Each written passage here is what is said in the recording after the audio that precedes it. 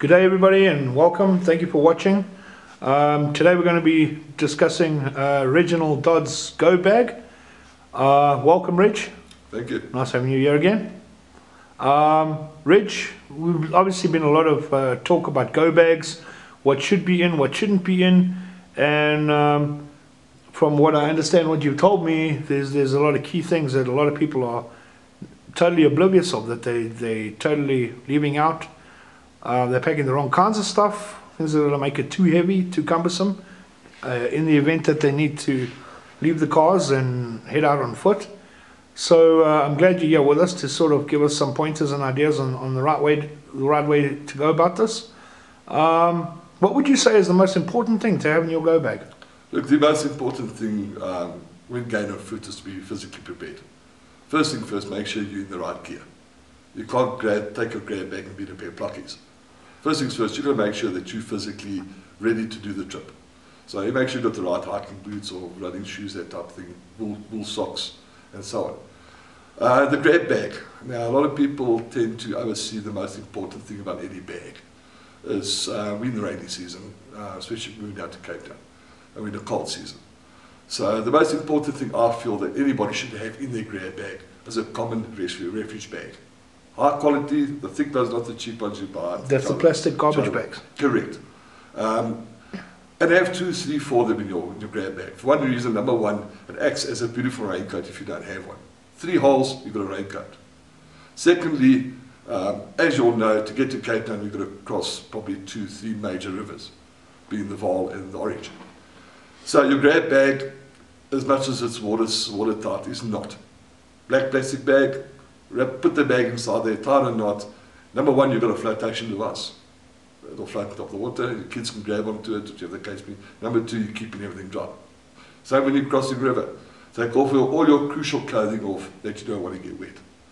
So if you have to go through there in your underwear, so be it. I'd rather have wet underwear than have wet clothes.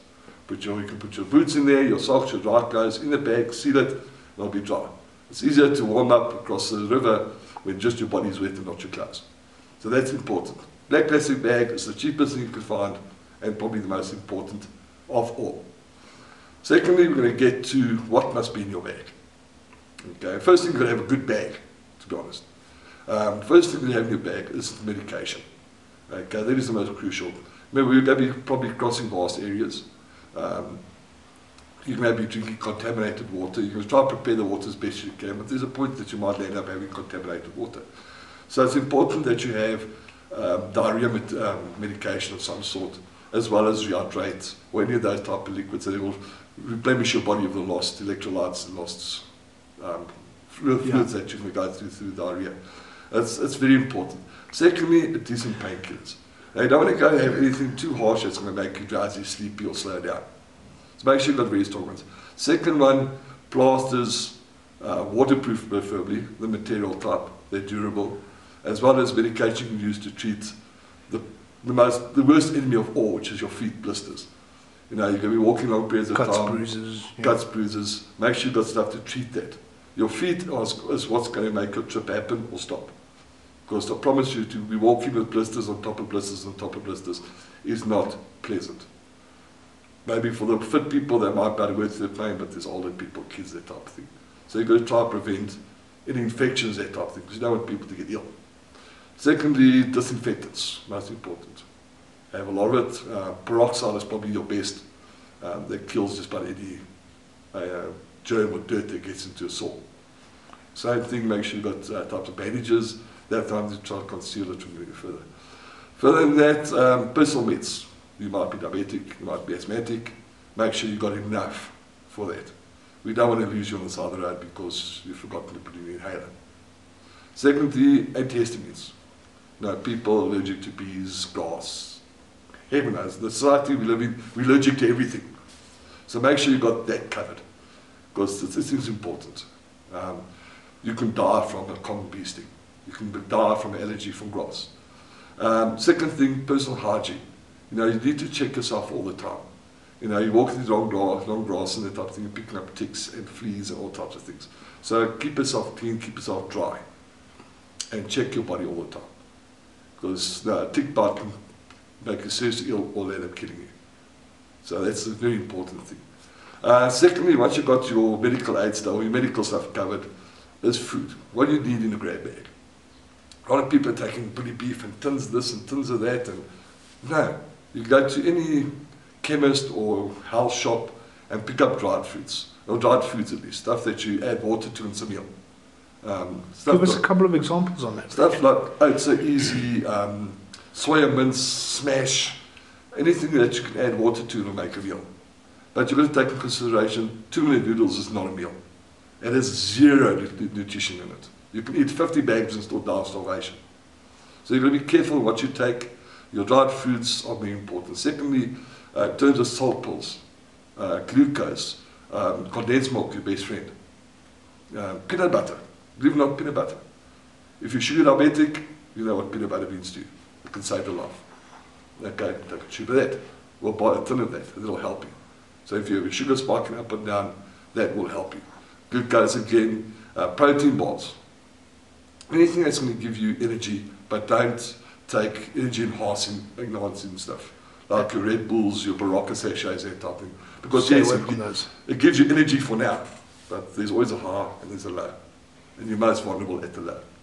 So basically, in a nutshell, when it comes to food, you want to avoid carrying heavy tins, heavy things. You want to go with the dry goods primarily because they're lightweight, they're easier to carry, they consume less space. Correct. And once you add water, well, you've got a meal. Correct. So wheat bix would be a great option. Even wheat bix, dried cereals. Anything that's lightweight, that dries. Any food stuff that will expand when given a liquid. Because that expands the stomach, fills you up. 2 million noodles, yes, they expand, but there's no nutrition value, so they do nothing for you. Okay. It might fill your tummy for 5 minutes, but it does nothing for your body. Got it. So, moving on from foodstuffs, what do we need in this bag?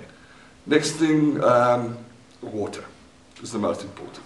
And in that, having chemicals and stuff, you need to purify water. You know, you might be drinking stream water, river water, dam water, rainwater. You know, so make sure you've got sterilizing pills, some type of filtration device. You actually get little water bowls with the built-in disposal filters. Good thing to have, but cover all your bases. You know, because water can stop you there and then, give you diarrhea, and you're down. And you're down for 24 hours to 40 hours before you're back on your feet. And your body gets drained immensely. So make sure you've got water. Excuse me. Next is the sterilization, of course, as you mentioned. Salt pills. You know, because your body's going to be drained of everything in you. So you've got to try to replenish it with anything possible to keep you going, to keep you positive. Because to walk 100 kilometers is not that bad. But put a mountain in front of it. Put a river in front of it. It makes it hell. So the more you can prepare for that, the better. Secondly, we covered your foods, a mosquito net. Now you're going to be sleeping out in the bush with flies, mosquitoes, mickeys, all types of foreign things going to irritate you and make life uncomfortable for you.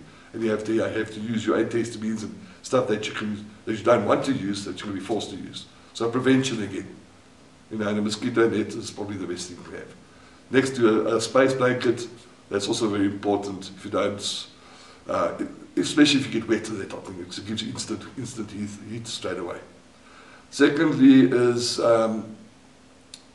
cooking equipment. Now you're taking all this food that you have to either cook or prepare or heat up.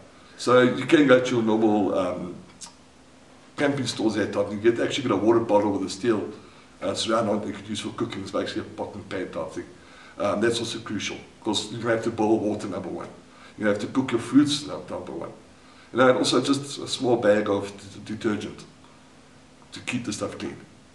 Because things get fatty, get dirty. You don't want to cause unnecessary diarrhea again because you're eating out of contaminated bowls. Next thing, a compass. Most important. But you can actually, don't get your normal compass. Spend a little bit of extra money, you get the day glow compass that glows at night. Because if you're hiking at night, if you don't have moonlight, anything that reflects, you can't see nothing. Next thing, a map. Okay, that's most important. Without a map, a compass is no good. Yeah, we can follow the stars, use a compass to go north, south, whichever the case may be. But a map's also a good thing. You know, it gives you an idea of where you are, and you can pinpoint your locations. It actually is easier to get to point A to point B. Because you can plot your path you walk in and split it up into segments like we do on the normal maps. So you can break your days up, or your walking periods into days, hours, and plot your way forward from there. Next thing, decent torch, waterproof, with backup batteries. That helps a hell of a lot when you're trying to navigate at night time. In terms of dry clothing, have a spare set of dry clothing wrapped up in a vacuum bag. Again, wool socks, because they're the most durable. Also, they work well if they do get wet. Sleeping bag, nice, decent, dry, wet and dry sleeping bag. And then also, funny enough, deodorant is a strange thing to have with you, but it helps with mosquitoes, that type of thing. And also, it's fantastic when you're starting a fire. If you don't have anything to start things off, deodorant's instant fire, which you can light up dead grass or anything like that. Also, a good thing to have is a set of waterproof matches, or a very good big lighter. Keep one or two in your bag, because sometimes the matches get wet, big you can throw it into a puddle of water, 5 minutes later it's working again. And I think they've covered about everything you'd need in a grab bag. All this stuff are pretty compact. And last but not least, before I forget, a decent hunting knife, also a multi-tool. Because if you do decide to take any tins, that type of thing with, you're going to need to open it up. So, and it also helps with hunting, that type of thing, cutting wood. Get a decent one, they work well. And everything that we got here should fit in your bag. But I'd say the best thing is get a decent sized bag you fit everything into. All the stuff are pretty quite nice, compact. And that's about your day, and that's basically your grab bag. More than that, I don't know what more to tell you. That's about covered every spectrum of our moving. How might these grab bags vary men to women? Not really. At the end of the day, women don't pack makeup in a grab bag. This bag it covers survival skills. There's no male and female when it comes to survival. Everything in there is going to save your life one way or another. And the best thing, pack light, pack efficient, and try to get as much as you can in the bags. But as I say, the most important of all, next to your medical, your black plastic bags. They're going to save your life.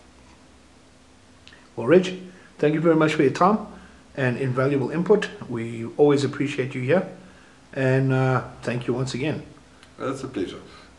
All the information I give you will save your life, one way or another, because it's going to save mine.